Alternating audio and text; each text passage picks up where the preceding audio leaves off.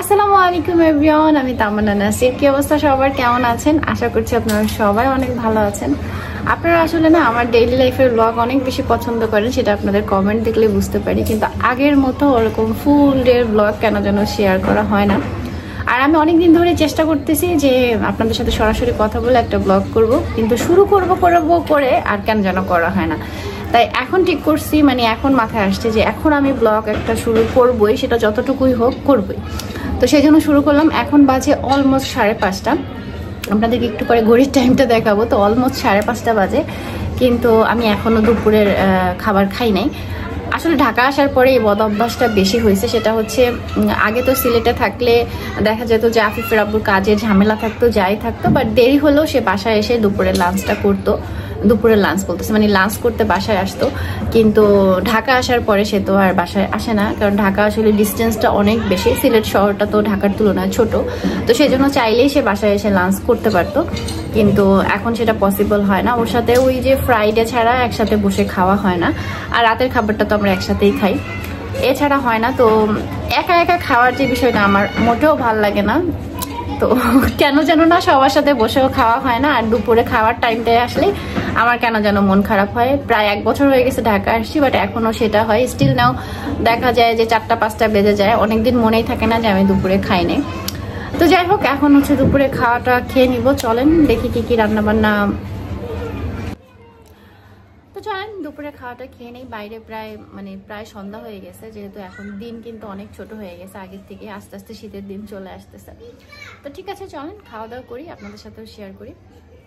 এই যে দেখেন, বাইরে কিন্তু অলরেডি প্রায় সন্ধ্যা হয়ে গেছে। এই যে আমার এই বারান্দাটা যদি আরেকটু বড় হইতো কি যে ভালো হইতো। পাশের রুমের বারান্দাটা অনেক বড়, কিন্তু ওইখানে বেশি যাওয়া হয় না। আর আমার রুমের সাথে হইলে যেটা হয় যে গাছ টাছ দেখতে আমার অনেক ভালো লাগে। তো এইটাই আমি মোটামুটি জঙ্গল বানায় ফেলছি গাছ টাছ দিয়ে। তো সন্ধ্যা প্রায় হয়ে যাচ্ছে, একটু কুয়াশা কুয়াশা ভাব লাগতেছে, বাট সেরকম না, হালকা পাতলা আর কি। তো খাওয়া দাওয়া এবার ফিরি, চলেন। আর বলছিলাম না ঘড়ির টাইম দেখাবো, এই যে দেখেন অলমোস্ট 5:30 বাজে, ঠিক আছে?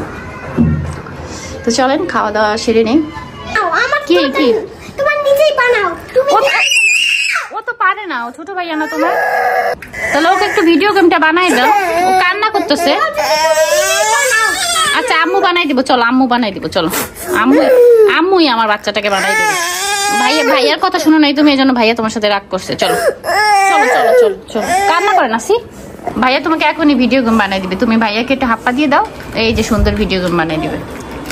তাকে একটু ভিডিও গেম বানাই দাও। ওই যে ভাইয়া দেখো তোমার কত সুন্দর করে ভিডিও গেম বানাই দিতেছে। থ্যাংক ইউ বলো, বলো। ভিডিও গেমটা দেখি কেমন হয়েছে। এটা ভিডিও গেমের রিমোট না বাবা, দেখি না, সুন্দর হয়েছে।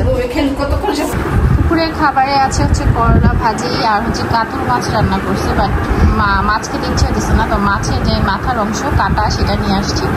আর এই তো এখন খেয়ে নিব। যেহেতু বাসার সবাই অলরেডি খেয়ে ফেলছে, কারণ অনেক বাজে, সেই জন্য রুমে চলে আসছি খাওয়ার জন্য।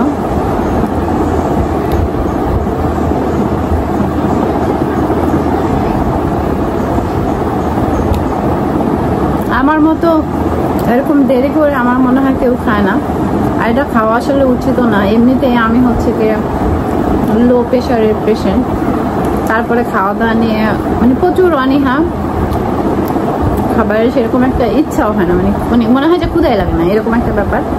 তো সেই জন্য আরো বেশি সমস্যা হয়। আমার বেশি বেশি খাওয়া দরকার, ডাক্তার কাছে গেলেই বলে বেশি বেশি খাইতে হবে, আর আমি হচ্ছে খালি খাবার ফাঁকি দিই। আসলে খেয়ে তো খাই না, তুমি আসতে পারো না, প্রতিদিন খাইতে আসবা।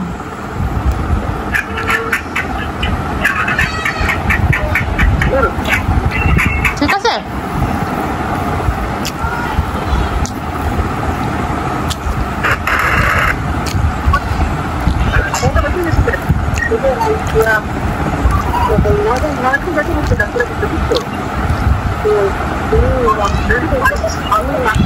কথা বোঝা যায় না, গাড়িতে নাইমা ফোন দিও।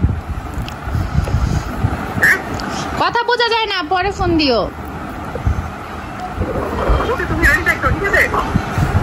আচ্ছা আচ্ছা, আল্লাহ হাফেজ। এমনি তো তাকে সঙ্গে পাবো না, এই জন্য ভিডিও কলে নিয়ে তারপরে ভাত খাইলাম। আর একটু কথা হইলো, ও বাইরে আছে, তো সেই জন্য আর বেশিক্ষণ কথা বললাম না। হয়তো এখন অলরেডি মাগরিবের আজান দিয়ে দেবে কিছুক্ষণের মধ্যে, একেবারে সন্ধ্যা হয়ে গেছে। কি হয়েছে আপনার? তুমি নুডলস খাইতে দাও। নুডলস? না না, আমি তো মাত্র ভাত খেয়েছি, আমি এখন নুডলস খাবো না। না না, খাবো দিও না। তোমার থেকে আমাকে একটু খাওয়াই দিও। না, তাহলে আমাকে একটু দিও বাটিতে, ওকে? আমি খাইলে তুমি খুশি হবা। ওরে আমার সোনা পাখি, এটা হাসি দেখা তাহলে। তোমার কেটে দাও, তাহলে আমি খাইতে দেব। হ্যাঁ, তোমার নখগুলো কেটে দিতে হবে, বড় হয়ে গেছে। আর তোমার দাঁতগুলো কোথায় বাবা? দাঁতগুলো কোথায়? জানি না। জানো না? তোমার মনে আছে আম্মু যে নখ কাটার কথা বলছিলাম, সেটা আমাকে মনে করাই দিলা? এখনই কেটে দিব, আমার শুনে পাখি তুমি, ওকে? আচ্ছা, আবরারের আবদারে এখন আমাকে নুডলস খাইতেই হবে, না খেলে ছেলে আমার রাগ করবে। নুডলস আসলে ভালোই লাগে, কিন্তু খাওয়ার পরে কেন যেন আমার অস্বস্তি লাগে, এই জন্য আমি খাইতে পারি না। বাট নুডলস কিন্তু একটা মজার খাবার, তাই না? অনেকেরই ফেভারিট খাবার। তো কার কার অনেক বেশি পছন্দের কমেন্ট করে জানাবেন। এখানে কয়েক রকমের সবজি দিয়ে তারপর রান্না করা হয়েছে, সাথে ডিমও আছে। এখন হচ্ছে একটু রং চা খাবো, আর ইচ্ছে করে আজকে রং চা খেলেই ভালো হবে, কারণ প্রচণ্ড রকমের গলা ব্যথা। গলা এত পরিমাণে ব্যথা, এই জায়গাটা মানে ফুলে গেছে আমার, ঠিক আছে? মনে হচ্ছে এটা হচ্ছে টনসিলের সমস্যা থেকেও হয়, আবার হচ্ছে সাইনাসের সমস্যা থেকে অনেক সময় এই জিনিসটা হয়। তো যাই হোক, আজকে দেখি ডাক্তারের কাছে যাওয়ার কথা আছে, ডাক্তারের কাছে যাই, দেখি কি বলে। আর ব্লগটা এখানে শেষ করে দিই, আর বড় করছি না, কারণ দিয়ে আগে কন্টিনিউ করি, তারপরে হচ্ছে গিয়ে বড় ব্লগ দেয়া যাবে। না হলে বেশি বড় ব্লগ হলে আবার এডিট করে আপলোড করার ঝামেলায় দেখা যাবে ভিডিও দেওয়া হবে না। তো আজকের মতো এখানে শেষ করে দিই। আর আজকের ব্লগ কেমন লাগলো কমেন্ট করে অবশ্যই জানাবা সবাই। ফ্যান চলতেছে, এই জন্য সাউন্ড হয়তো ক্লিয়ার আসবে না। তো যাই হোক, আমি একটু জোরেই বলতেছি, কমেন্ট করে সবাই জানাবা। যদি বেশি বেশি উৎসাহ দাও তাহলে চেষ্টা করবো রেগুলার ব্লগ নিয়ে হাজির হওয়ার। ভালো থাকবে সবাই, আল্লাহ হাফিজ।